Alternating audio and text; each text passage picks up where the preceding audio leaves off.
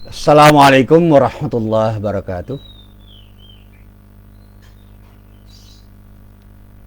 Alhamdulillah rabbil alamin. Wa bihi nasta'inu ala umuri dunya waddin. Asyhadu an la ilaha illallah wahdahu la syarikalah. Wa asyhadu anna Muhammadan abduhu wa rasuluh. Ma salli wa sallim ala nabiyyina Muhammad wa ala alihi wa sahbihi wa man walah. Para jamaah yang dirahmati Allah, saya mohon maaf siaran saya terpotong karena jaringan internet saya memang kurang bagus. Dan saya ulangi sekali lagi bahwa kita ini seringkali terkecoh oleh pandangan mata kita. Karena simpulan yang kita peroleh dengan pandangan mata kita itulah yang kemudian membuat kita itu salah dalam membuat keputusan, sehingga tindakan kita pun menjadi tindakan yang tidak terarah karena kita membuat keputusan yang salah dari sesuatu yang kita simpulkan yang berasal dari pandangan mata kita. Dan apa yang saya katakan mata itu adalah mata kepala, termasuk yang kita dengar, itu pun juga bisa membuat kita menyimpulkan sesuatu dengan tidak tepat, sehingga kita juga akan melakukan tindakan yang tidak tepat karena mendasarkan pada kesimpulan-kesimpulan yang kurang tepat. Akal kita pun itu tidak dijamin akan bisa memahami sesuatu dengan tepat, karena akal kita itu tidak akan selamanya selamat dari sesuatu yang bisa mengotorinya. Maka disinilah kemudian para ulama itu membedakan antara dua pengertian. Yang pertama basar, yang kedua basirah. Basar itu adalah mata kepala, sementara basirah itu adalah mata hati. Dan mata hati pun juga bermacam-macam, ada tingkatan-tingkatannya. Ada mata hati yang disinari oleh akal, ada mata hati yang disinari oleh ilmu, tapi ada mata hati yang disinari oleh cahaya Allah. Mata hati yang disinari oleh akal itu akan bisa menalar dengan tepat, rasional. Sementara mata hati yang disinari oleh ilmu itu akan menjadikan dia tidak hanya memahami secara rasional, tetapi akan bisa mendekatkan dirinya kepada Allah.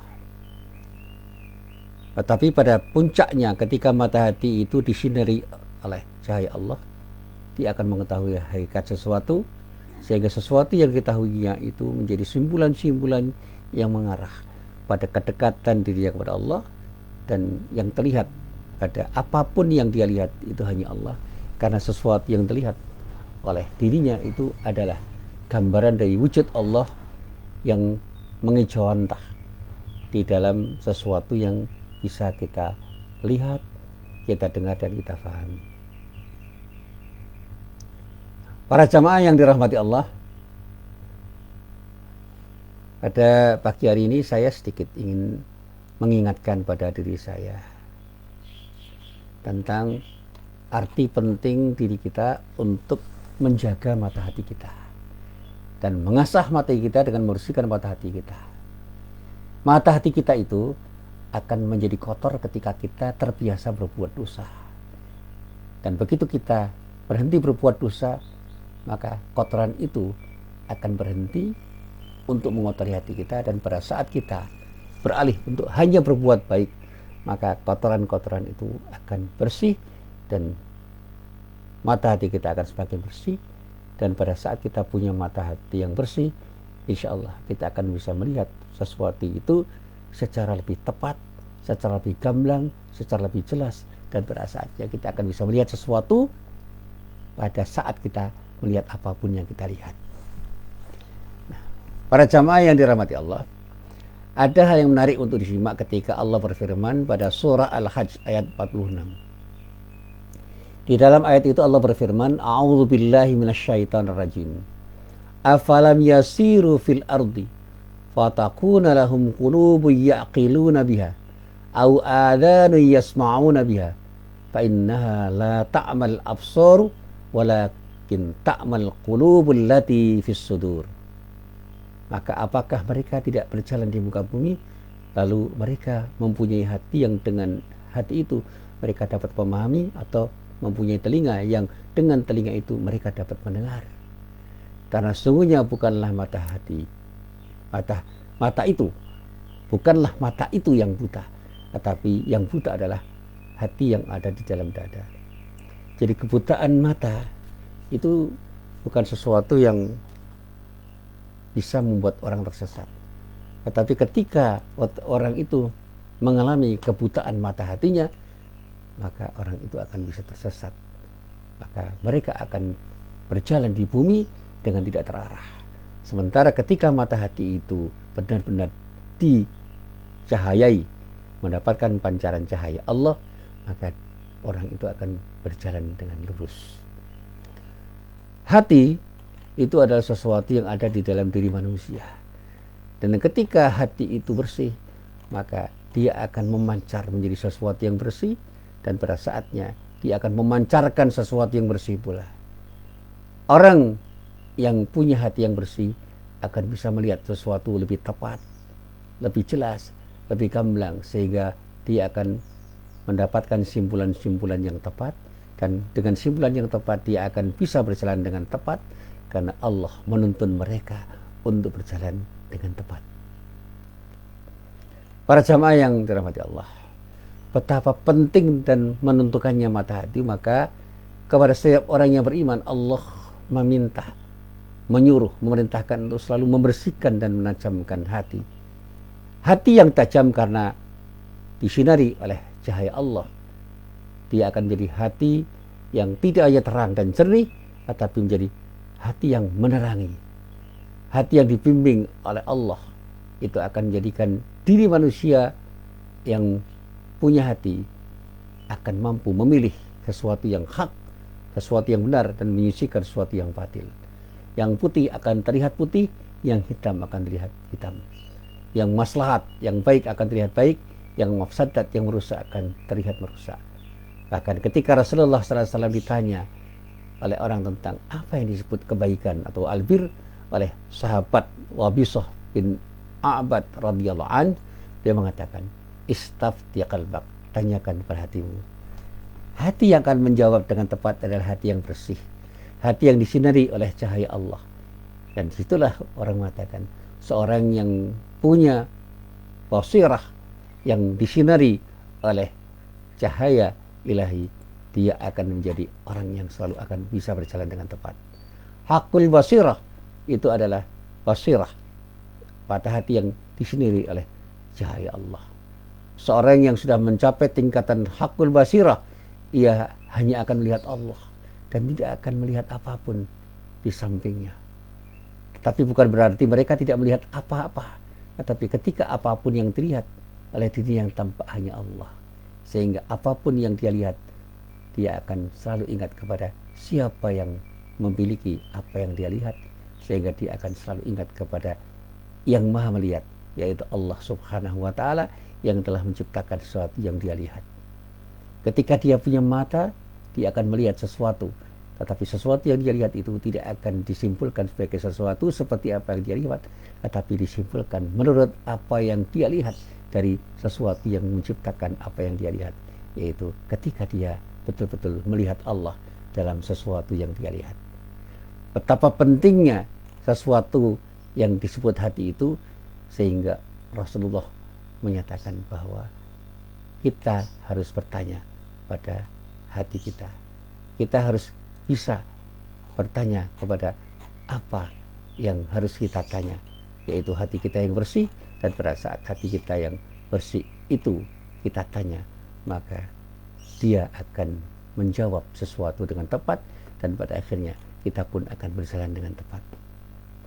Para jamaah yang dirahmati Allah, bila kita telah betul-betul tahu, memahami mengenai pentingnya menjaga hati agar tidak lalai, agar tidak membeku, agar tidak kotor, kita juga perlu mengetahui kenapa hati itu menjadi kotor dan kenapa hati itu menjadi bersih. Hati itu menjadi kotor karena dosa dan kemaksiatan yang kita lakukan. Dan hati itu akan menjadi bersih ketika kita tinggalkan dosa dan kemaksiatan itu dengan taubat dan nasuha. Banyak hal yang bisa membuat kita lalai pada Allah. Kita lupa pada Allah. Dan akhirnya kita melakukan tindakan yang tidak seharusnya kita lakukan. Dan pada saatnya hati kita akan membeku, hati kita akan mengeras, hati kita akan tidak bersih, hati kita akan kotor, dan pada saat itu hati kita pun akan mati. Sehingga dengan kematian hati kita akan sulit untuk melihat sesuatu dengan tepat selaras dengan apa yang seharusnya kita simpulkan dari apa yang kita lihat. Nah, para jamaah yang dirahmati Allah, ada seorang ulama yang bernama Ibrahim bin Adham, yang ketika itu pernah ditanya oleh salah seorang penduduk di Baghdad, Irak. Orang itu bertanya bahwa mereka itu sudah sering berdoa, tapi seolah-olah doa mereka itu tidak dikabulkan, tidak didengar oleh Allah. Nah, ketika mendengar pertanyaan orang itu, Ibrahim bin Adham menjawab bahwa penyebab tidak terkabulnya doa mereka karena mata hati mereka itu telah tertutup. Mata hati mereka itu telah mati. Dan penyebab kematian mata hati itu, kata Ibrahim bin Adham, ada 10 macam. Dia katakan yang pertama, Anda itu mengaku mengetahui Allah. Allah itu ada. Tetapi Anda tidak mau tunduk dan patuh kepada Allah. Kepada Allah yang Anda akui itu tidak membuat Anda tunduk dan patuh kepada Allah. Yang kedua, kamu memang membaca Al-Quran, tetapi kamu tidak pernah mengamalkan isinya. Sehingga apapun yang kamu baca tidak lahir menjadi tindakan yang tepat. Yang ketiga, kamu tahu bahwa setan adalah musuhmu, tetapi justru kamu ikuti jalannya dan bahkan kamu menjadi temannya. Yang keempat, kamu mengatakan kamu cintai Rasulullah Sallallahu Alaihi Wasallam, tetapi kamu meninggalkan akhlak dan sunnah-sunnah beliau. Yang kelima, kamu katakan kamu selalu memohon surga, tapi kamu tidak beramal untuk meraih surga itu. Yang keenam, kamu mengatakan takut neraka, tetapi kamu tidak pernah meninggalkan sesuatu yang bisa berakibat kamu masuk neraka. Kamu tetap berbuat maksiat, kamu berbuat dosa, yang dengan dosa dan maksiat itu kamu akan masuk neraka. Yang ketujuh, kamu mengatakan mati pasti akan datang, tetapi kamu tidak pernah mempersiapkan diri untuk menghadapi kematian. Yang kedelapan, kamu sibuk membicarakan kekurangan orang lain, tetapi kamu tidak pernah memikirkan kekurangan yang ada pada dirimu sendiri. Yang kesembilan, kamu makan rezeki Allah, tetapi kamu tidak pernah bersyukur kepada Allah. Yang terakhir, yang ke-10, kamu kuburkan mayat saudaramu, tetapi tidak menjadikan apa yang kamu lakukan itu sebagai pelajaran untuk dirimu. Dan ke-10 macam penyakit inilah yang menurut Ibrahim bin Adham telah mematikan hati orang itu, hingga orang itu merasa doa-doa mereka tidak dikabulkan oleh Allah. Bagaimana Allah mengabulkan doa orang yang penuh dengan dosa? Bagaimana Allah mengabulkan orang yang tidak pantas untuk dikabulkan doanya oleh Allah? Oleh karena itu, ketika kita ingin dikabulkan doa kita oleh Allah, bersihkan hati kita sehingga kita tidak terjebak pada tindakan-tindakan maksiat dan selalu hadir untuk melakukan tindakan yang terbaik karena Allah. Marilah coba kita bersihkan hati kita dengan tidak berbuat maksiat. Marilah kita isi diri kita dengan perbuatan-perbuatan yang baik. Hati yang kotor sekali lagi akan bisa menghambat diri kita untuk hadir di hadapan Allah, sehingga doa-doa kita tidak didengar oleh Allah. Bahkan para ulama mengatakan jalan satu-satunya untuk membersihkan hati adalah bertaubat. Dengan taubat dan nasuha, ucapkan selamat tinggal kepada semua jenis kemaksiatan, terhadap semua perbuatan dosa yang pernah kita lakukan, dan ucapkan selamat datang kepada segala bentuk amal saleh.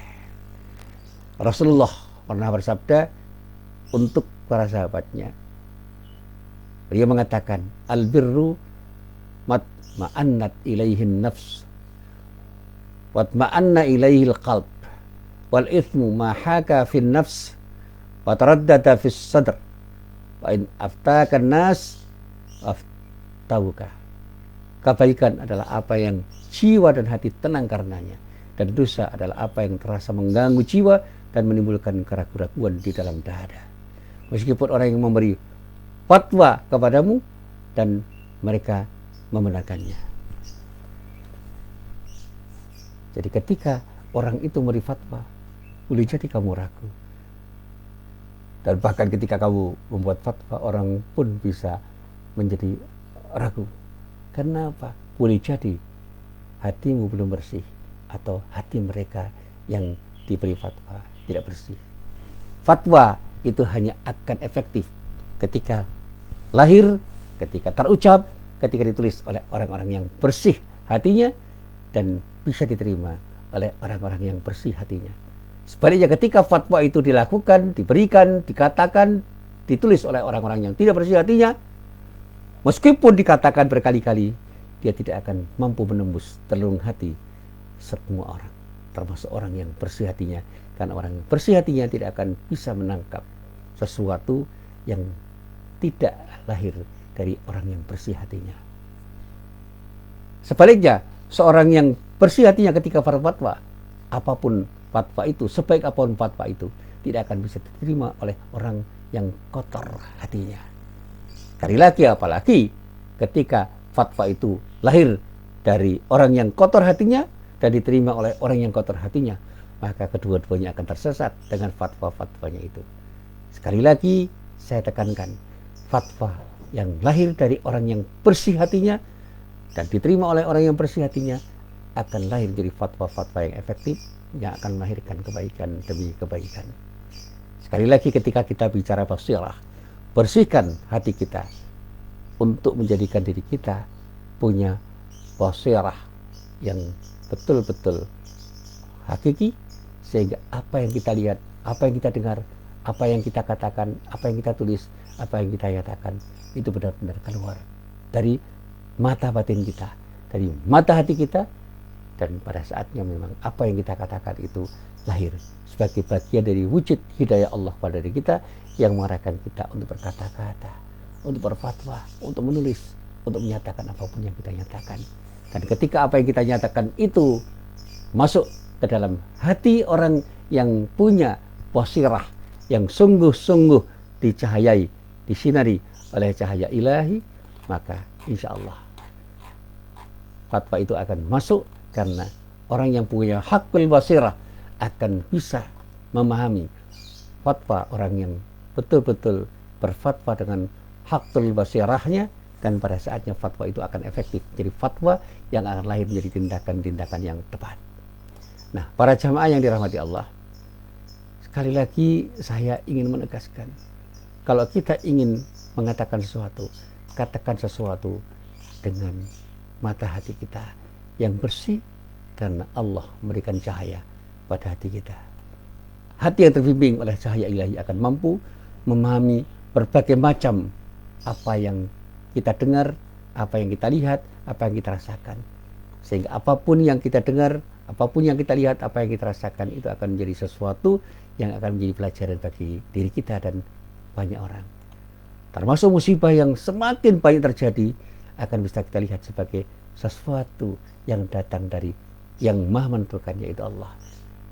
Kita manusia tidak boleh terpuruk dalam musibah, dan jangan pernah kita itu merasa tidak nyaman dengan musibah yang terjadi, karena musibah itu datang dari Allah untuk menyapa diri kita, sehingga kita yang beriman akan tahu bahwa kita sedang diuji oleh Allah, dan pada saatnya kita pun akan diperingatkan oleh Allah dengan musibah yang terjadi itu, dan semakin banyak musibah yang terjadi, kita akan semakin dekat kepada Allah Subhanahu wa Ta'ala.